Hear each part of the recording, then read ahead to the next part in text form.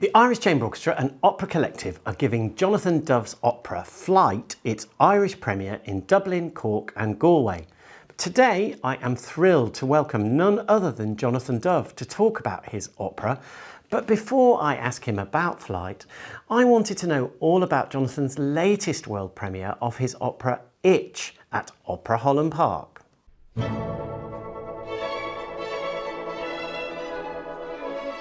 Well, I'm happy to say there is actually still one more performance to go, because it's very hard to see the performances come to an end. I have been enjoying it enormously, even though I have to say the weather has not been on our side. It's poured with rain for 4 out of the 5 performances so far. Okay, yeah. But even so, what's amazing is that the audiences really connect with it, and I think that is the most satisfying thing. You start off with a story, you think, oh, this is a story that's worth telling. This is a story that's worth singing. And it's a story with something to sing about. But you don't know for sure until you see it with an audience for the first time if anyone else shares that feeling. And it's been a fantastic response. It's just a huge warmth, and I'd say kind of like a surprised delight. I think people weren't expecting to enjoy it as much as they have.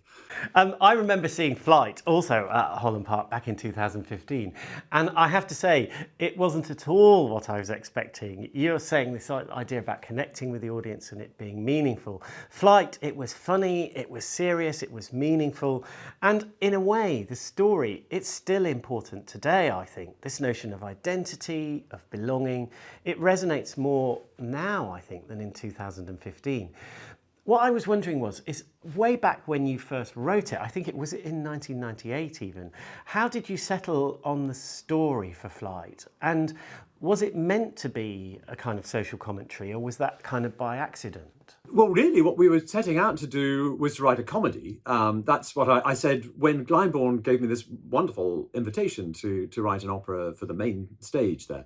I thought that my musical language would be good for comedy and magic. That's what I thought that was my sort of starting point. And I said, I'd like to write a Figaro for the 90s. Of course, who wouldn't want that? It sounds great. It's actually impossible to do it, but it's a lovely idea.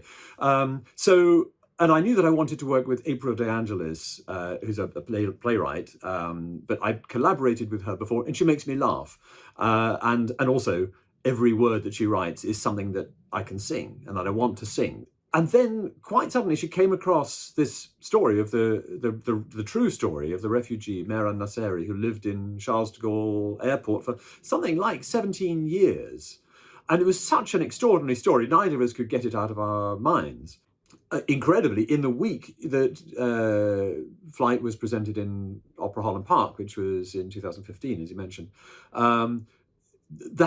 that very event happened again. It was repeated in real life, and I heard there was a similar story.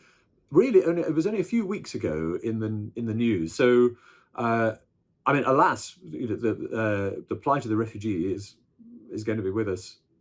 Well, as far as the eye can see, for the foreseeable future. And as you say, Flight seems to be now. It feels more topical.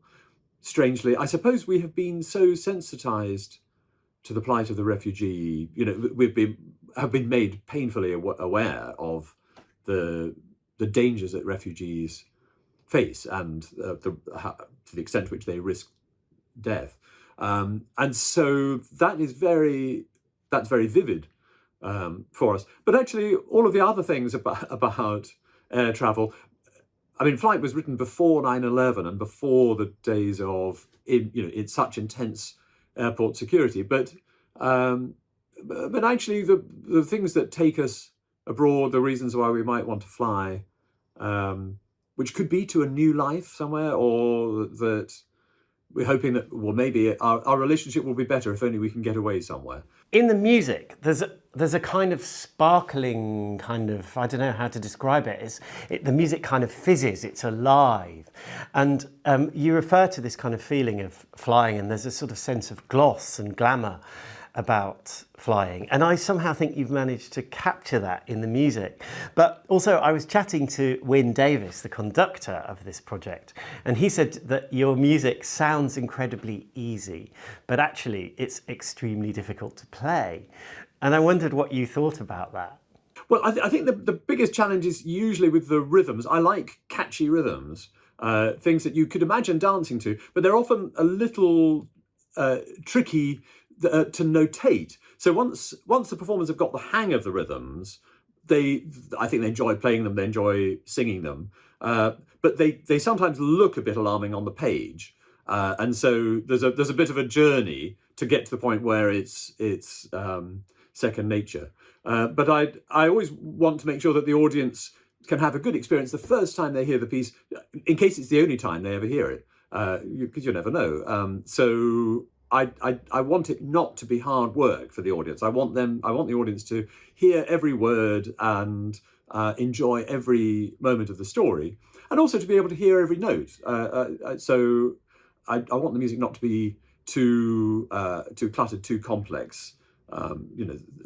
Because there's so much to take in the theatre. There's a lot going on. And when we think about opera, some people might think that it's a very expensive art form. It's kind of, to be honest, some people would say it's quite elitist. And I wonder, just to finish off, what would you say to somebody who was thinking about coming to see Flight, but was a bit worried that opera's not for them? It's not quite the evening out they had in mind. Well, it's true that people do have ideas of opera being perhaps mysterious, or that they need to know something beforehand. I think if you come to Flight, you don't need to know anything beforehand. It's talking about modern life, about things that you recognise and identify with.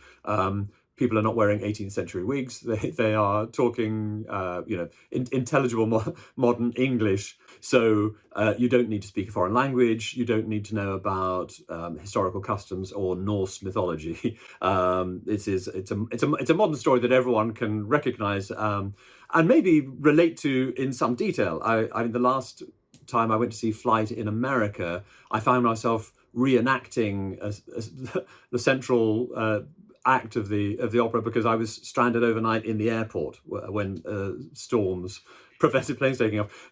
It's something that can happen to anyone, getting stranded in an airport, or certainly being stuck in an airport for longer than you wanted. And extraordinary things can happen in places where people are gathering to go on journeys. Yes, you may well have experienced in your life some of the things that happen in Flight, and you will certainly be able to understand everything. Jonathan, thank you so much for taking the time to talk to me today. I really appreciate it, and I very much look forward to seeing you in one of the performances. Thank you very much.